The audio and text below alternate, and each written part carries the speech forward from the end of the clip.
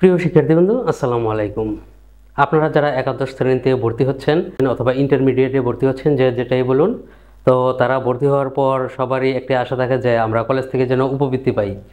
তো উপবৃত্তি পাওয়ার জন্য আপনাদের কিছু ক্রাইটেরিয়া আছে, যেগুলো সম্পূর্ণ করতে হবে এবং ফিলফল থাকতে হবে, তবেই আপনারা সেই কাঙ্ক্ষিত উপবৃত্তিটি পেতে পারেন।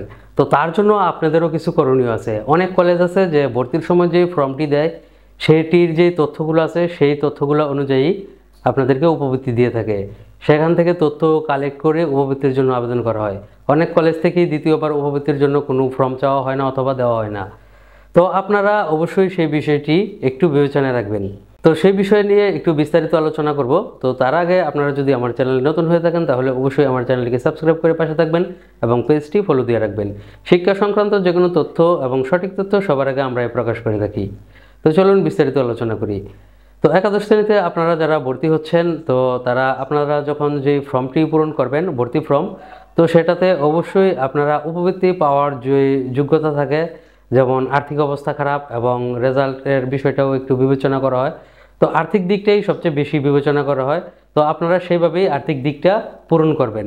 তাছাড়া আপনারা সেখানে যেই নাম্বারটি দিবেন সেটি অবশ্যই একটি নগদ নাম্বার দিবেন এবং নগদ নাম্বারটি আপনার পিতা অথবা মাতার যে কোনো একজনের এনআইডি কার্ড দিয়ে যেই সিমটি কিনা, তো সেই সিম দিয়েই নগদ অ্যাকাউন্ট খোলা থাকতে হবে, সেই নাম্বারটি আপনারা দিবেন।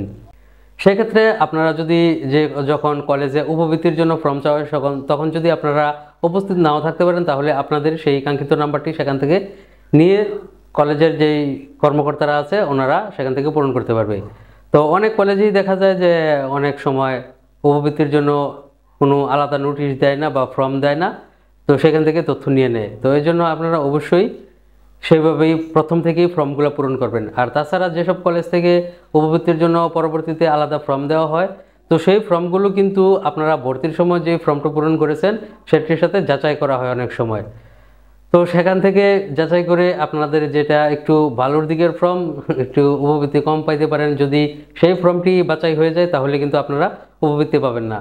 তো এই জন্য অবশ্যই আপনারা প্রথমবারই যখন ভর্তির ফর্মটি পূরণ করবেন সেটি খুব মনোযোগ দিয়ে এবং সুন্দর করে বুঝে শুনে তারপরে পূরণ করবেন। তো উপবৃত্তির ফর্ম পূরণ করার জন্য অথবা ভর্তির ফর্ম পূরণ করার জন্য যদি কোনো ধরনের জিজ্ঞাসা থাকে তাহলে অবশ্যই আমাদেরকে জিজ্ঞাসা করতে পারেন।